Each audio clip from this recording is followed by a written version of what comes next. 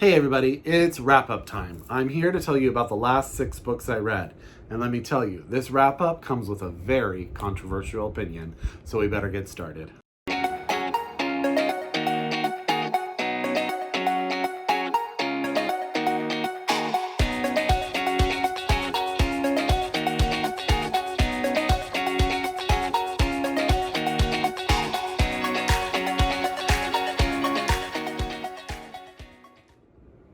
Hi everybody and welcome back to my channel. It's Russell with Ink and Paper Blog. How are you all doing today? I hope you are doing very, very well. I hope you are safe and I hope you are healthy. If you are still being affected by the wildfires, I hope everything is going well. I hope your family is safe. The air quality has been a little bit better here in San Jose. I've been able to have my windows open and do that, but there is notion that the smoke is coming back in, and as of tonight, we may be back under closed windows, air conditions only. So I hope that if you are being affected by that you are doing okay and everything is going well for you and your family. If you are on the other side of the United States and getting affected by the hurricanes, I hope you guys are safe and all that water is not causing you any problems and everything is going well over there. So today it is wrap-up time. I told you guys in the last couple of videos, my reading has been a little bit slower lately because I had my nephews here for over 2 weeks.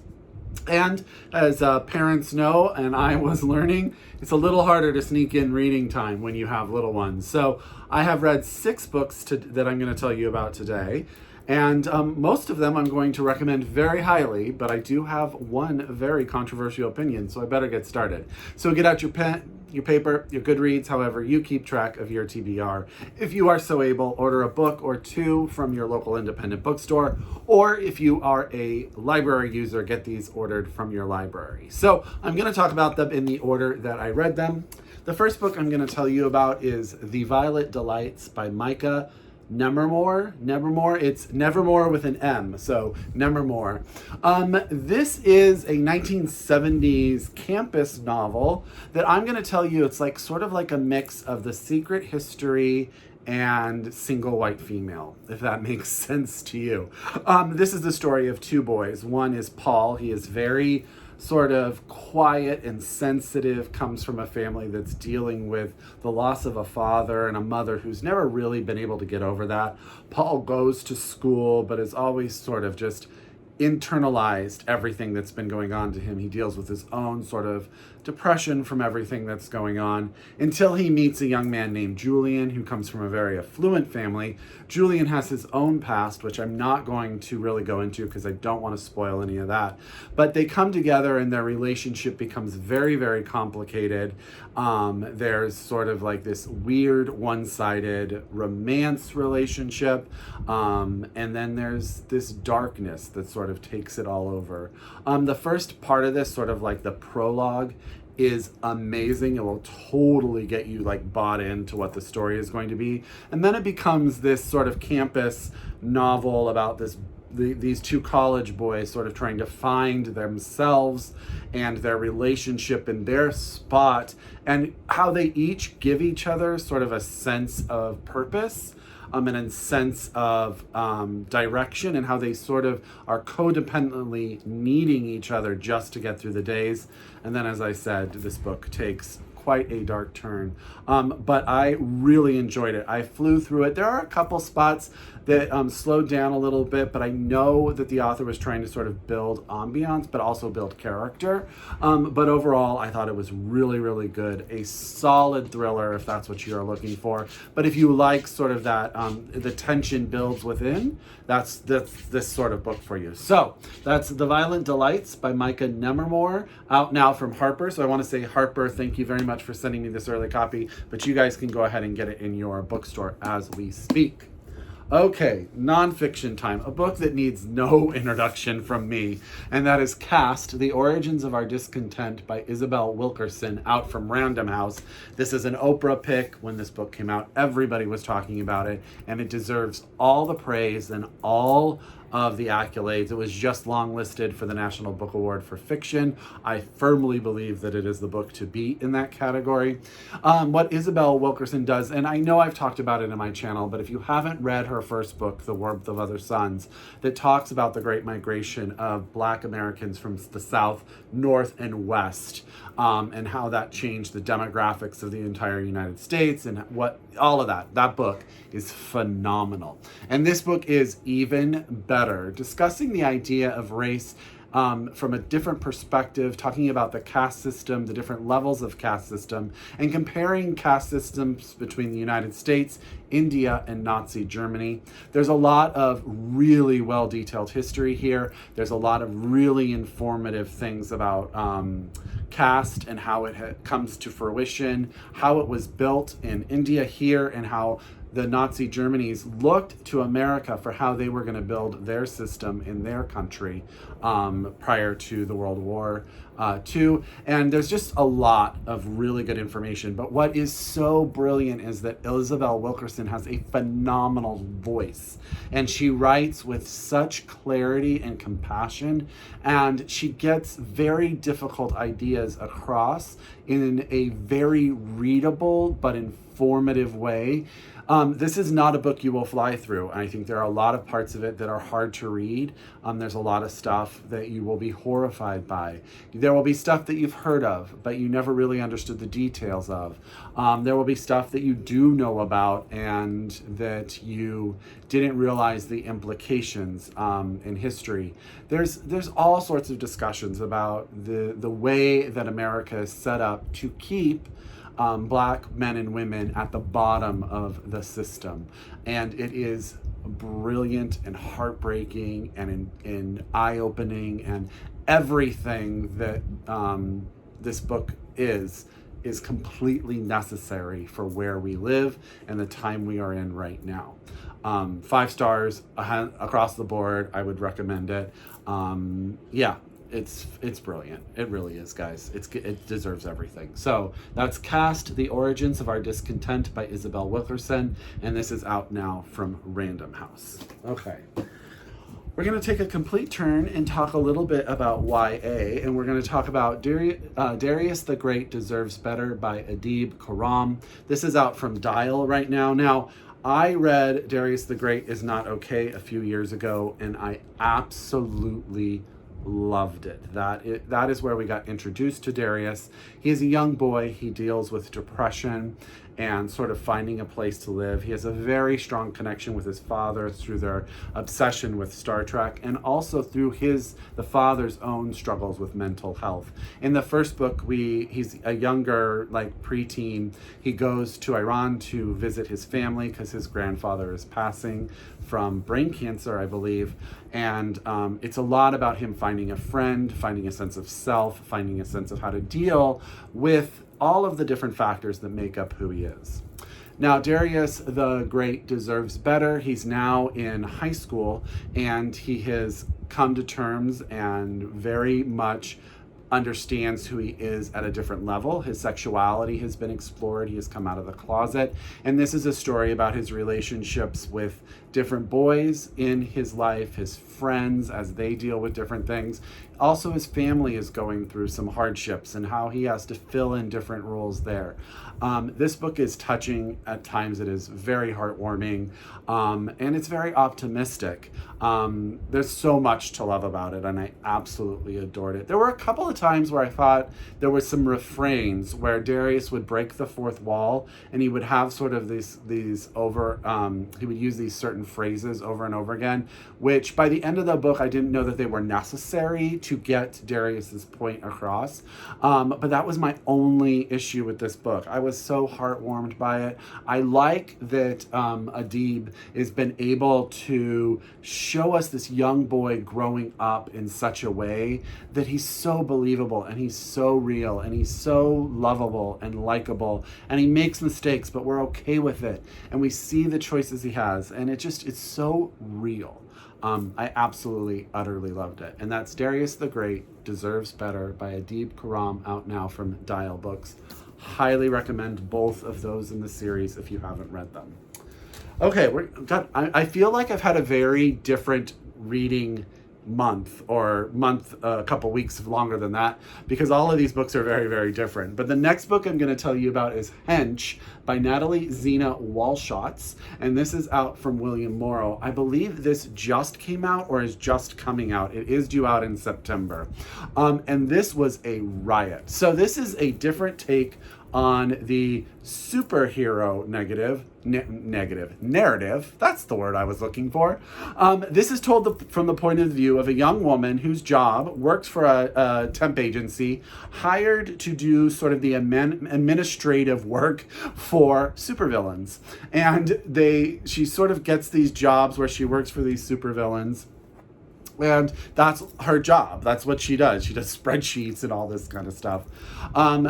She is hired by a certain supervillain. An event occurs where she gets injured very, very, very badly, and she has to recover. And in that time, she becomes obsessed with this idea of the actual damage that superheroes do when they are saving the world. So she starts to put something together, puts it out there on the internet, and she gets the sort of the notice of another supervillain, a much, much bigger supervillain than the one she starts working for. She's brought in to expand this, and she becomes her own supervillain in a way by what she and her group do. They use data, they use social media, they use the internet, they use relationships to find ways to sort of take superheroes down a notch. That's what I'll put it, because I don't want to go too much into it, because that is the absolute fun of this book, is that you find yourself rooting for someone who you would normally say is on the wrong side. But once you start to listen to what her perspective is and why she's doing what she is, there's a real sense of purpose, and you understand that purpose. That's what's brilliant about it. And it's just fun, because it's just fun because you're sort of rooting for the bad guy to take down the good guys. It has a lot of vibes to like The Boys to me, but not as graphically violent as that TV show and comic book series are, but sort of that like a group that starts to understand that maybe the superheroes aren't everything they are. And as our main character, Anna, kind of develops herself, she starts to also create relationships not only with the villains but some of the heroes when she realizes sort of what the dynamic of everything is. I flew through this book. I thought it was absolutely fun. I want it to be a TV show, hands down. I will watch it. I think that Anna is a fantastic character. What she winds up doing and being good at is brilliant, and I absolutely loved it. So that is Hench by Natalie, Zina, Walschots, and this is out from William Morrow. I think it's out now, or it's coming out very, very soon, but you can get your hands on it, and it's well worth it. Okay, now here comes the part of the video where I'm gonna have a very controversial opinion. Part of me was not going to review this book because I did not want to get into it. You guys know I didn't like a book a couple of videos ago, and you should see some of the stuff people sent me about having negative opinions, because I'm normally a very positive reviewer. Now, this book is not to the level of the last book, but this book is one of those that everybody has lauded. It has won awards, and in the end, this book did not work for me, okay? And that is Hamnet by Maggie O'Farrell. This is out from Tinder Press in the UK and out from Knopf here in the US. This is a fictionalized story of William Shakespeare's family life. Now, it takes place around the death of his 11-year-old son, Hamnet, who, in the end, I don't believe we really know how he died. But in this book, we deal a lot with pestilence and plague and that kind of stuff. And that's sort of what comes in. But what this book does is it creates sort of this history of the Shakespeare family, the mother, the children. And William Shakespeare is actually never named in the book, but he is who he is, and his character is there as the father figure who's away in London, swoops in, deals with sort of what's going on, and then hides away again. Okay, and this book is really about Agnes, who is Shakespeare's wife. We learn very early on that she sort of has a connection to the forest, a connection to people, and she sort of got this herb lore thing going on. She can create different ways to help people heal. She also can sort of sense things about people. And she sort of is the character that floats through this whole entire book, giving it its sense of purpose, okay? And I think that is where this all sort of goes awry for me. One, that this book is called Hamnet makes no sense to me. This book should be called Agnes. This book is not really about Hamnet himself as a young boy or the effects almost of his death. It's really about Agnes, her development as a person, and who she becomes and the decisions she makes, the guilt she has over the passing of her son, and all of that. So she is the most rounded character in this book. Everybody else, every other character to me was flat as a piece of paper. There was no sense of self to anyone to me other than Agnes, and she was so cliche to me. I have read books about people that are presented like Agnes, I don't know how many times, that I thought personally were done better. I know that a lot of people were really pulled by the heart of this book, this sense of family, this sense of loss. But because I felt like, one, William Shakespeare is completely not developed as a character, and Agnes is so one-dimensional that to me, I never got caught up in the emotion that this book is supposed to have. And it didn't work for me. Nothing sort of came together. It never gelled. I never got sad. I never got happy. I just was going along. Now, I will sort of caveat this with the fact that I've tried to read Maggie O'Farrell before, and her books have never really worked for me. So it could just be that stylistically as an author, she doesn't work for me as a reader. And that is completely, I think, a fair assessment. But when I read this book, I think I had such high hopes for it that when it ended, I kind of just went, I don't know what I was supposed to really get from that. And I know people absolutely love this book. It won the Women's Prize. It's on a lot of people's top books of the year. But I am on the other side, and I think that's okay. Sometimes we have to disagree about books and what they bring to the table. So to me, I felt that this book didn't work. I felt it was very flat, and in the end, I didn't care. But I understand that some people will really buy into the story. I still think the book should be called Agnes and not Hamnet. And I don't think you need to know that it's related to William Shakespeare at all, because I don't think that plays a point or a purpose in the entire book. So there you go. I'm waiting. I will hear from you, I'm sure. That's Hamnet by Maggie O'Farrell, and this is out from Tinder Press in the UK and out from Knopf in the US. And I want to say thank you. My friend Jana sent me this copy, and I know she loved it, and I'm so sorry I did not love it too. But I definitely read it, and I definitely have an opinion, so we can talk about it. Okay, so I do not want to end on a negative review. So I want to talk about a book and a series that I absolutely adore.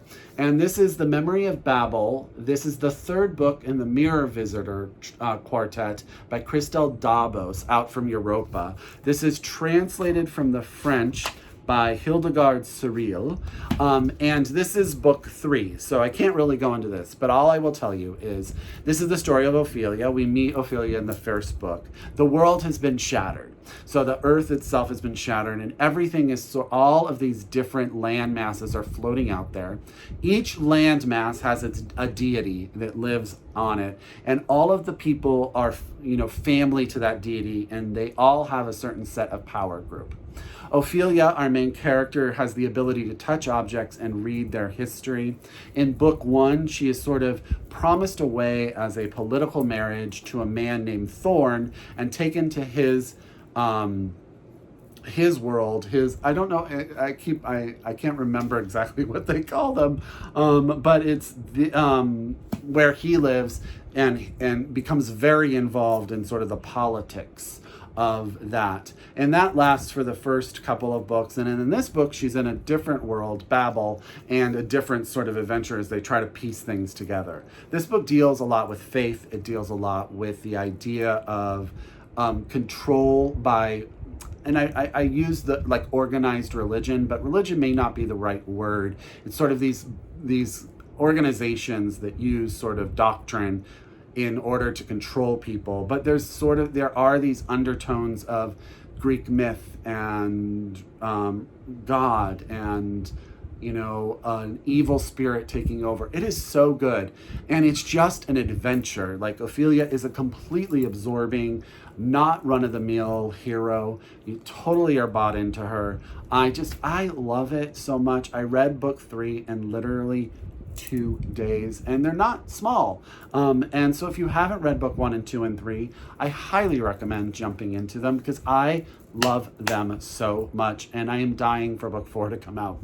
So again, this is the Mirror Visitor Quartet. This is book 3, The Memory of Babel, and this is by Christelle Dabos, and it is translated from the French by Hildegard Surreal, out from Europa. Europa, thank you so much. You have sent me these books. I love them so very much, and they sit on my shelf, and I think about them all the time, and I'm so excited. So you guys, that is a stack of books. I hope that these reviews will get you to read some of them. Even if I didn't like a book, I hope you read it, and then you come back to me, and we can talk about it.